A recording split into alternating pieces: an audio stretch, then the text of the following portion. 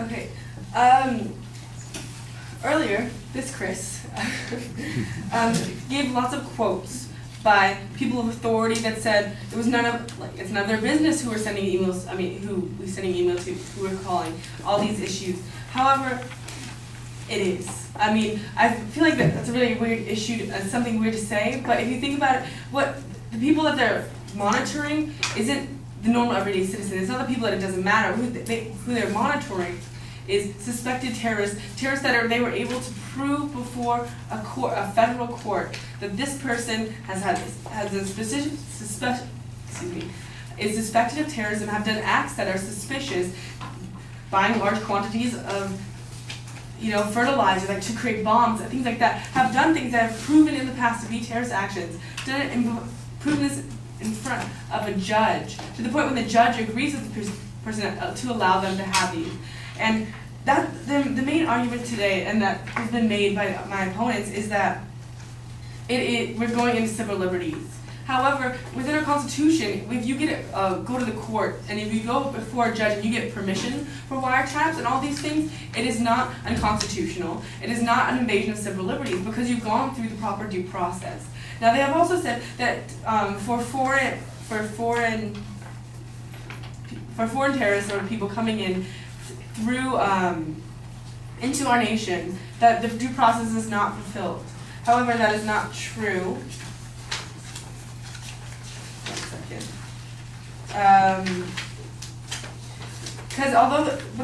Since they are not American citizens,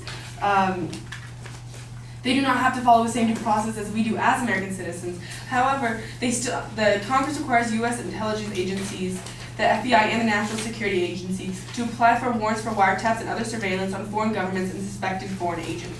So even if you are a individual from a foreign, if you're from another country, this is according to the Civil Rights Foundation evidence I used earlier, you still have to get warrants. It doesn't matter if you were from another nation, it doesn't matter if you're an American citizen. Either way, the due process is followed because what you have is you have people going through the court system, going through the due process set up in our legislation. And it's law, and following the laws as it has been put in place. And the Patriot Act is needed. I think the most important thing is protecting American lives. And the Patriot Act is needed to prevent terrorism. This is according to another earlier they quoted a participant of the Judiciary Committee, but this is from the chairman of the Judiciary Committee. And as I said earlier, it gave Congress time for an open and meaningful. We need the Patriot Act to prevent attacks and apprehend terrorists.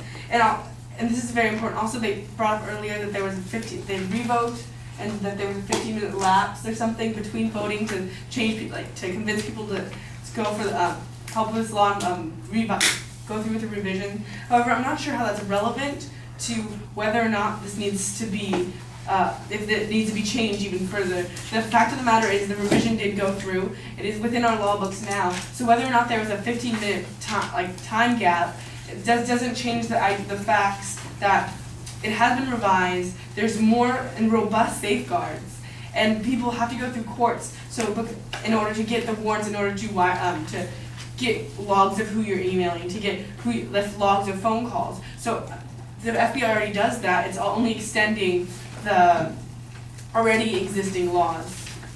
Thank you.